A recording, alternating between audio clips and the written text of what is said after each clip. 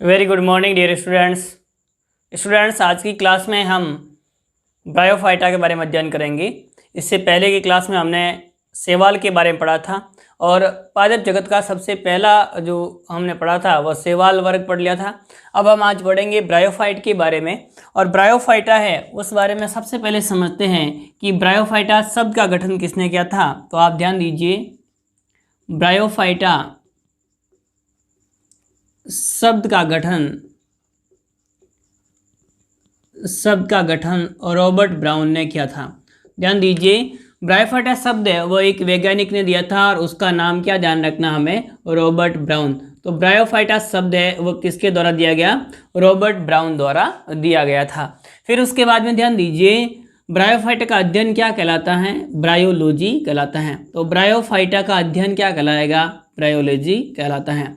Bryophyta का अध्ययन होगा विज्ञान की वह शाखा जिसमें ब्रायोफाइटा का अध्ययन किया जाता है, उसे हम क्या कहेंगे, ब्रायोलॉजी कहा जाता है।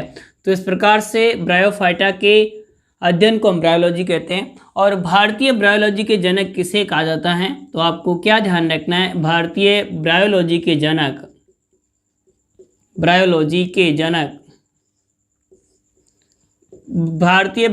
जनक है वह शिवराम कश्यप है। ध्यान दीजिए, भारतीय ब्रायोलॉजी के जनक कौन है, तो आपको क्या ध्यान रखना है, भारतीय ब्रायोलॉजी के जनक शिवराम कश्यप को जाना जाता है।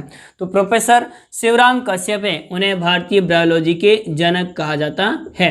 तो ये इस प्रकार से हमें ध्यान रखना है कि ब्रायोफाइटा का अध्ययन ब्रायोलॉजी कहलाता है और भारतीय ब्रायोलॉजी के जनक शिवराम कश्यप है।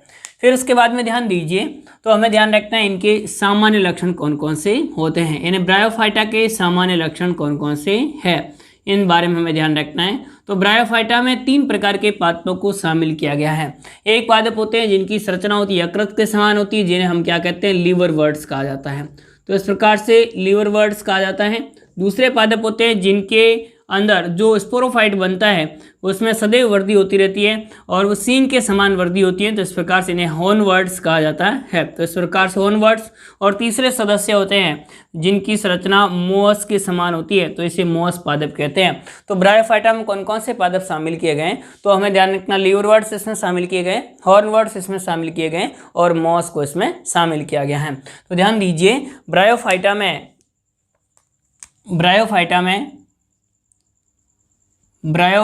में लीवरवर्ट्स, हॉर्नवर्ट्स एवं मॉसेज को रखा गया है। एवं किसको रखा गया है, मॉस को रखा गया है। तो ये हमें ध्यान रखना है, इन पादपों को रखा गया है। ये पादप है वो कौन कौन से हैं, तो आपको ध्यान रखना, लीवरवर्ट्स, हॉर्नवर्ट्स और मॉस को रखा गया है, जो प्राय कहाँ पर उपस्थित होते हैं, नम स्थानों पर उपस्थित होते हैं, जो प्राय नम पहाड़ियों एवं छायादार स्थानों पर पाए जाते हैं। नम पहाड़ियों पर उपस्थित होते हैं। भारत में मुख्य रूप से हिमालयी क्षेत्र होते हैं, नम पहाड़ियों एवं छायादार, जहाँ पर छायादार स्थान है वहाँ पर उपस्थित होते हैं।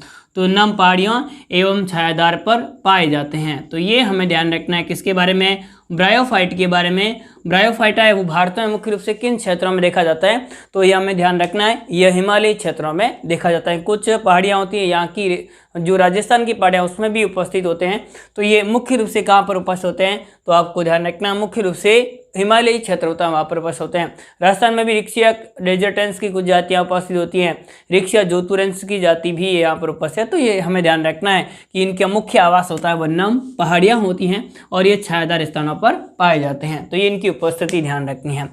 फिर उसके बाद में ध्यान दीजिए, तो आपको ध्यान रखना है, इन पादपों को हम उभयचर कहते हैं। तो ब्रायोफाइट को हम किस नाम से जाना जाता है, उभयचर के नाम से जाना जाता है, या इसे हम एक और नाम दे सकते हैं, जल स्थल सर भी कहा जाता है। उभयचर का मतलब क्या हुआ, वे जो 2 स्थलों पर उपस्थित हो, जल और थल पर दोनों पर उपस्थित, उसे हम क्या कहेंगे, उभयचर कहा जाता है या जल स्थल चर कहा जाता है। क्यों कहा जाता है, इसका कारण क्या है, तो आप ध्यान दीजिए, इसका कारण क्या है, क्यों कहा जाता है, क्योंकि ये पृथ्वी पर स्थल पर जीवन पूर्ण करने में सफल है। तो ये क्योंकि ये स्थल पर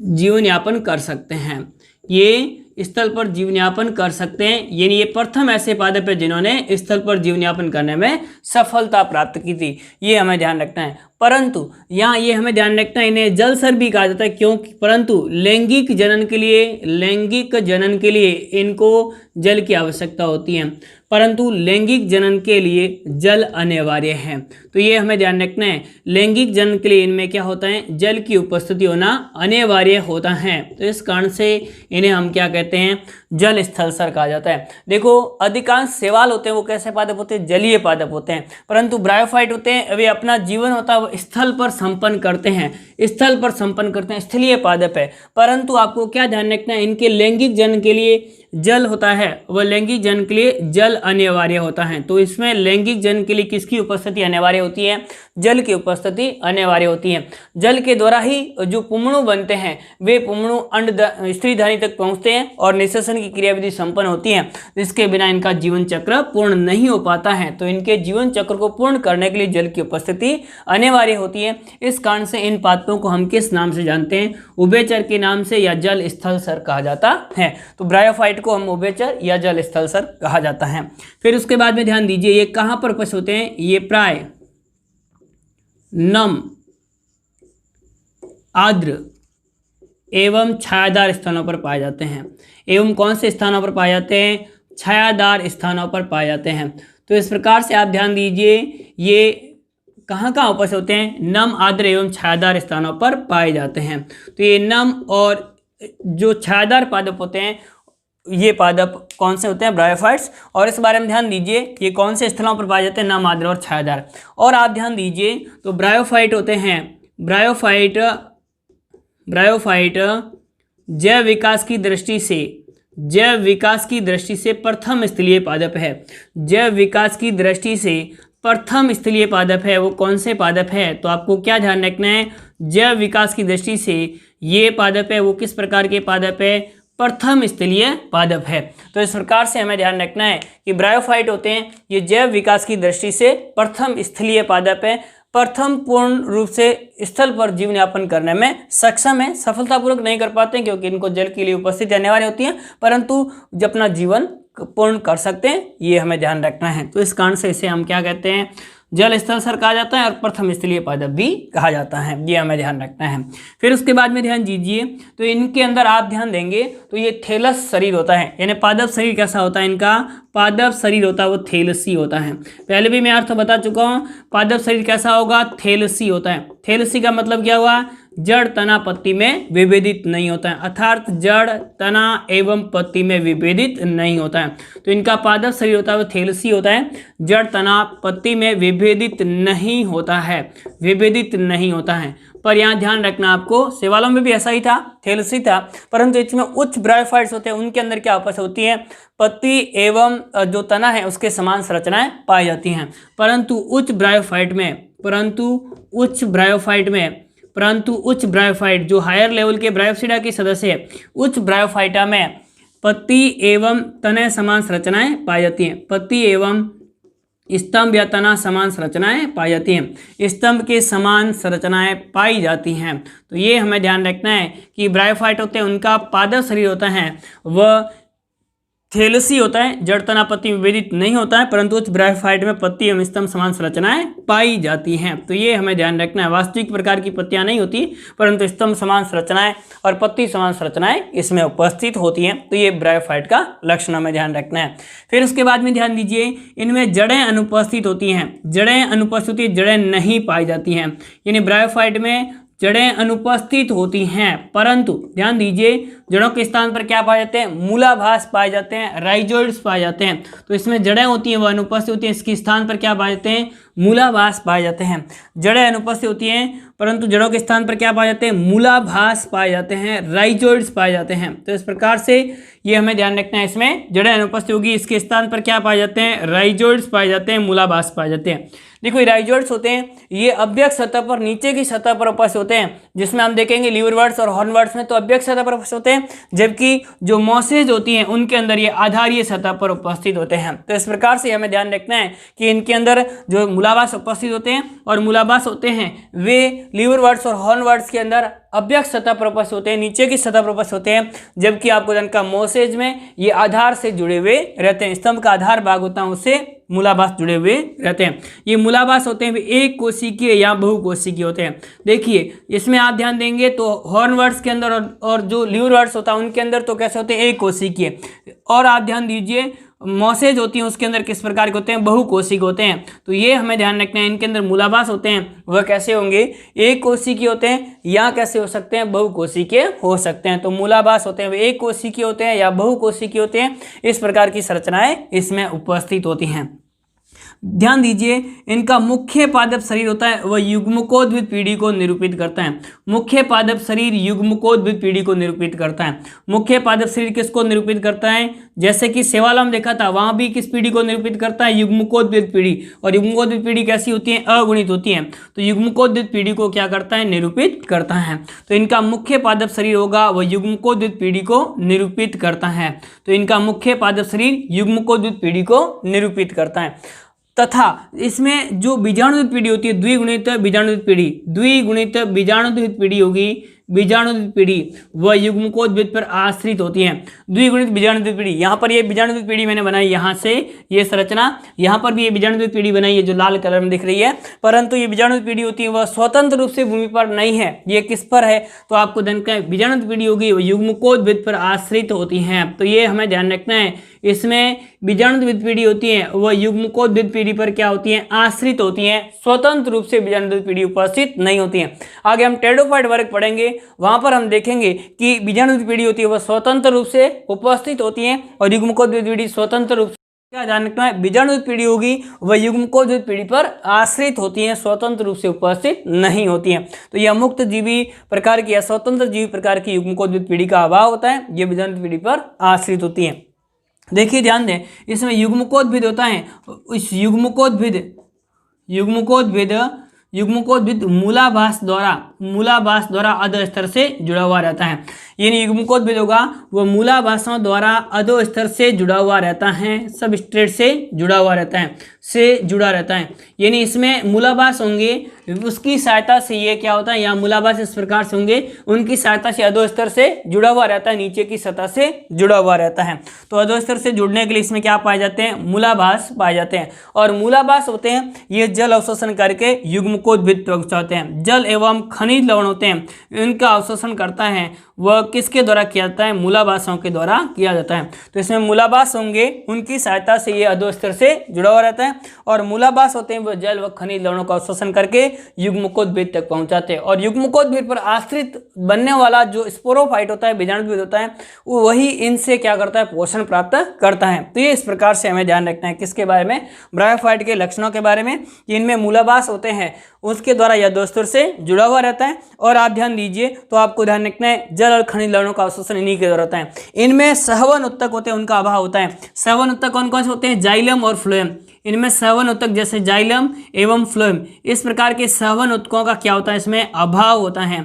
यानी ये किस प्रकार के पादप है, सहवन उत्तकों का क्या होता है, इसमें अभाव होता है। तो इस प्रकार से जाइलम और फ्लोएम जैसे सहवन उत्तक होते हैं ये इनमें अनुपस्थित होते हैं, नहीं पाए जाते हैं। और सहवन उत्तक अनुपस्थित होने के कारण से इन्हें असहवनीय पादप या नॉन वेस्कुलर प्लांट्स कहा जाता है। इसके बाद में हम टेरिडोफाइट पढ़ेंगे तो उनमें जाइलम और फ्लोएम जैसी संरचनाएं उपस्थित होती हैं। उनमें सबसे पहले आपको जानकर सहवन उत्तकों का प्रारंभ हो जाता है, परंतु यहाँ पर किसी भी पादप में सहवन उत्तक उपस्थित नहीं होते हैं जनरली। तो ये सामान्य रूप से इसमें जाइलम और फ्लोएम जैसी संरचना का अभाव होता है, नहीं पाए जाते हैं। तो जाइलम और फ्लोएम इसमें अनुपस्थित होते हैं। ब्रायोफाइट के अंदर जाइलम और फ्लोएम नहीं पाए जाते हैं, कुछ अपवादों को छोड़कर।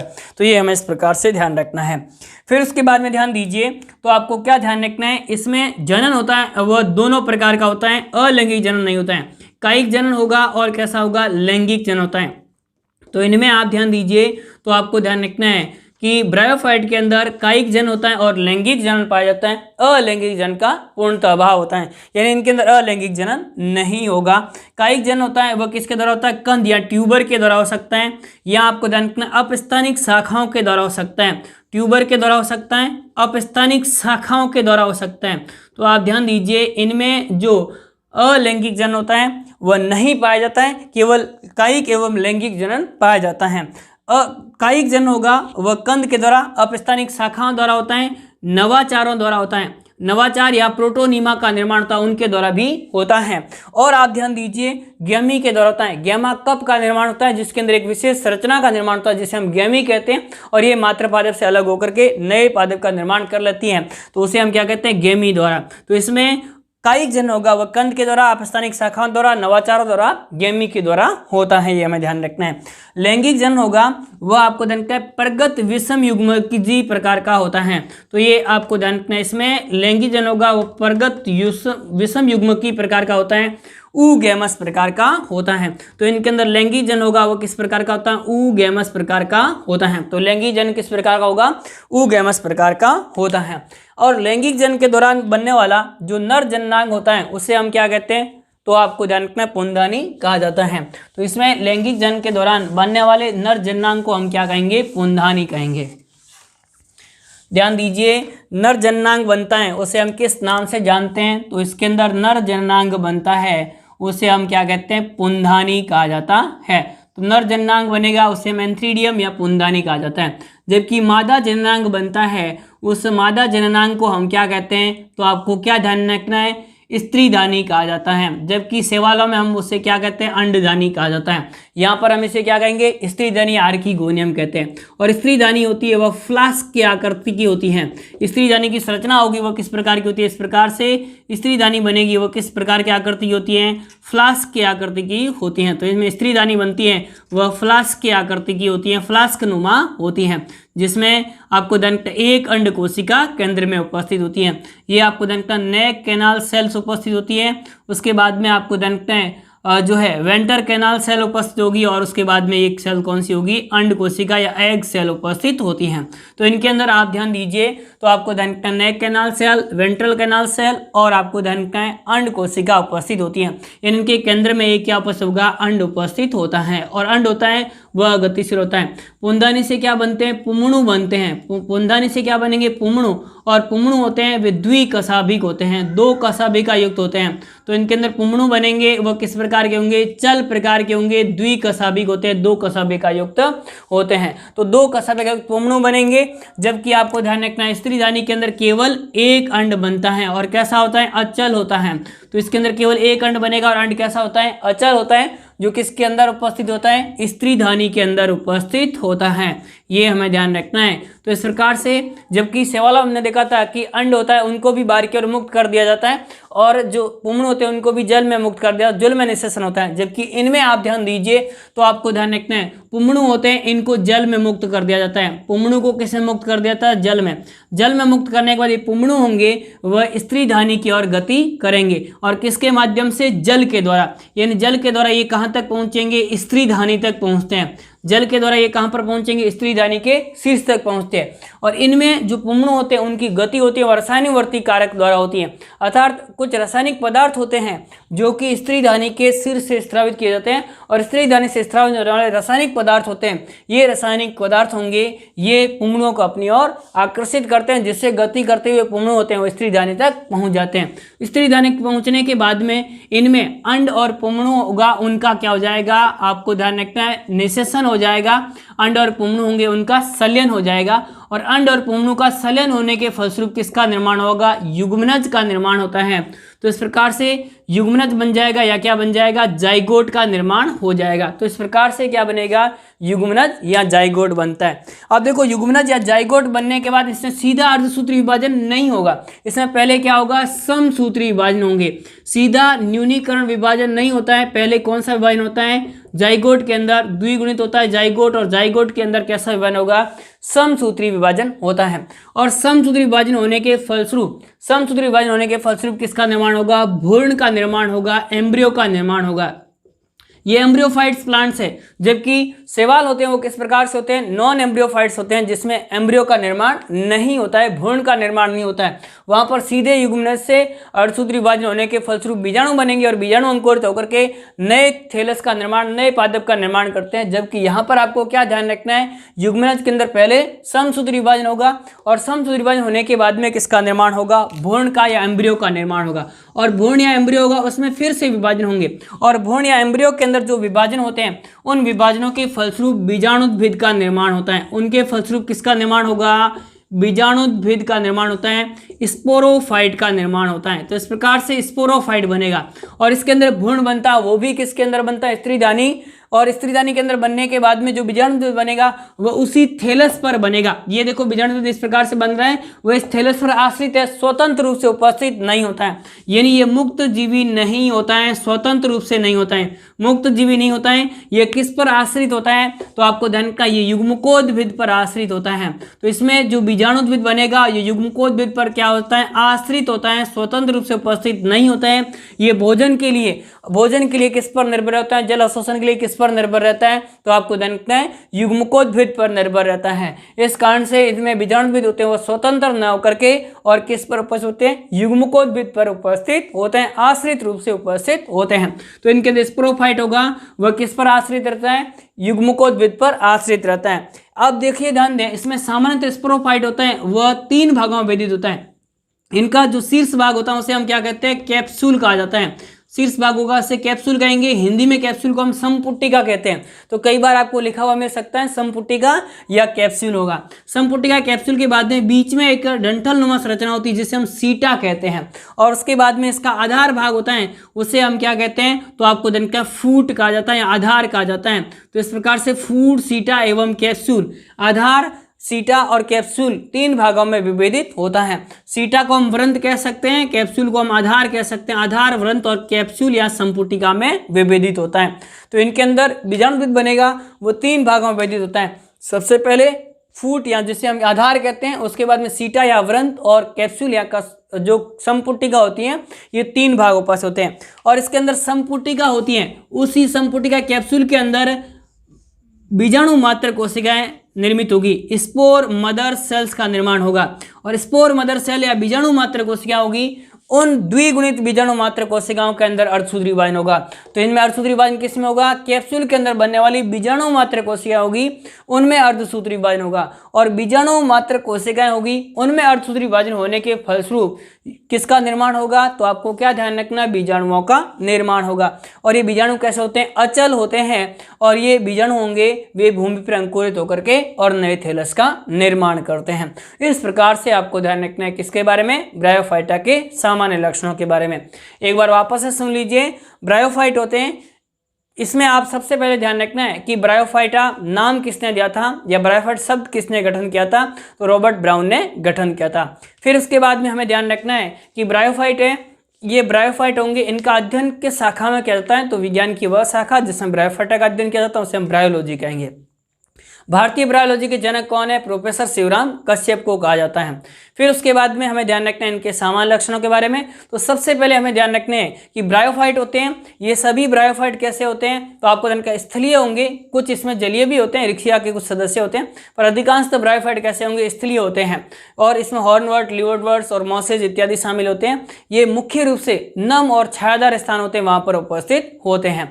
फिर उसके बाद में हमें ध्यान रखना है कि ब्रायोफाइट होते हैं, ये ब्रायोफाइट जल स्थल सर कहलाते हैं या उभयचर कहलाते हैं, क्योंकि ये अपना जो जीवन चक्र होता है उस जीवन चक्र को स्थल पर पूर्ण कर सकते हैं, परंतु इनको लैंगिक जनन करना है तो किसकी आवश्यकता होगी, जल की। जल के बिना इसमें पूर्ण होंगे वो गति नहीं कर पाएंगे और स्त्री जाने तक नहीं पहुंच पाएंगे, जिसके कारण से इनका जीवन चक्र पूर्ण नहीं हो पाने वाली होती है। इस कारण से हम उभयचर या जल स्थल चर के नाम से जानते हैं। ये प्राय नम, छायादार, आर्द्र स्थानों पर उपस्थित होते हैं। ये प्रथम स्थलीय पादप है, यानी जैव विकास की दृष्टि से प्रथम स्थलीय पादप कौन से है, तो आपको क्या ध्यान रखना है, ब्रायोफाइट होते हैं, उन्हें जैव विकास की दृष्टि से हम प्रथम स्थलीय पादप कहते हैं।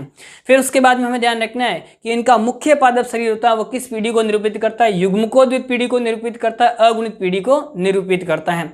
इसमें द्विगुणित बीजाणु पीढ़ी होती है वो स्वतंत्र रूप से उपस्थित न होकर के और किस पर आश्रित होती है, तो आपको ध्यान का युग्मकोद्भिद पर आश्रित होती है।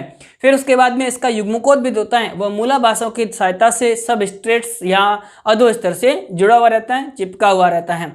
फिर उसके बाद हमें ध्यान रखना है कि मूलाभास होते हैं, इन्हीं के द्वारा ये जल का अवशोषण करता है, इसमें सहवन ऊतकों का अभाव होता है। उच्च पादपों के अंदर हम देखते हैं कि जाइलम और फ्लोएम जैसी सहवन ऊतक उपस्थित होते हैं जिनके द्वारा ये जल और खनिज लवणों का अवशोषण करते हैं, जबकि ब्रायोफाइट में इस प्रकार की संरचनाएं नहीं होगी, यानी इनके अंदर सहवन ऊतक जाइलम और फ्लोएम नहीं पाए जाते हैं और नहीं होने के कारण से जल अवशोषण का कार्य है वो इसमें कौन करते हैं, मूलाभास करते हैं, राइजोइड्स करते हैं। राइजोइड्स होते हैं ये एक कोशिकी हो सकते हैं या बहुकोशिक हो सकते हैं। इसमें हम वर्ग पढ़ेंगे, उसमें आप देखेंगे कि जो पहला हेपेटिकोप्सिडा और दूसरा एंथोसेरोटॉप्सिडा वर्ग है उसके अंदर तो एक कोशिकीय होते हैं, जबकि ब्रायोसिडा वर्ग होता है उसके अंदर किस प्रकार के होते हैं, बहुकोशिकीय होते हैं। फिर उसके बाद हमें ध्यान रखना है कि ये जो जनन करते हैं वह दो विधि के माध्यम से कायिक जनन करेंगे और लैंगिक जनन। कायिक जनन होता है वो किसके माध्यम से होता है, तो कंद के द्वारा या ट्यूबर के माध्यम से होता है। यहाँ आप ध्यान दीजिए नवाचारों या प्रोटोनीमा होते हैं, जो प्रथम तंतु बनेंगे, प्रोटोनीमा बनेंगे, उनके द्वारा हो सकता है। यहाँ आप ध्यान दीजिए अपस्थानी कलिका या बर्ड्स का निर्माण होता है उससे भी हो सकता है। यहाँ हमें ध्यान रखना है गेमी के द्वारा, ये मुख्य रूप से जो मार्केंसिया होता है उसके अंदर आप देखेंगे तो गेमा कप का निर्माण होगा। गेमा कप के अंदर गेमी नामक संरचना बनती है और गेमी होती है मातृ पादप से अलग होकर के नए पादप का निर्माण कर लेती है, तो ये कायिक जनन की विधि है। फिर उसके बाद में लैंगिक जनन, और लैंगिक जनन होता है वह विषम युग्मकी प्रकार का होता है और प्रगत प्रकार का विषम युग्मी, एडवांस प्रकार का विषम युग्मकी होता है। इसमें नर जननांग होता है उसे हम किस नाम से जानते हैं, तो आपको धन का नर जननांग होगा उसे हम पुंदानी कहेंगे, जबकि इसके अंदर मादा जननांग होता है उसे हम किस नाम से जानते हैं, स्त्रीदानी के नाम से। स्त्रीदानी होती है उनकी संरचना फ्लास्क की आकृति की होती है जिसमें आधारीय भाग में केवल एक अंड उपस्थित होता है।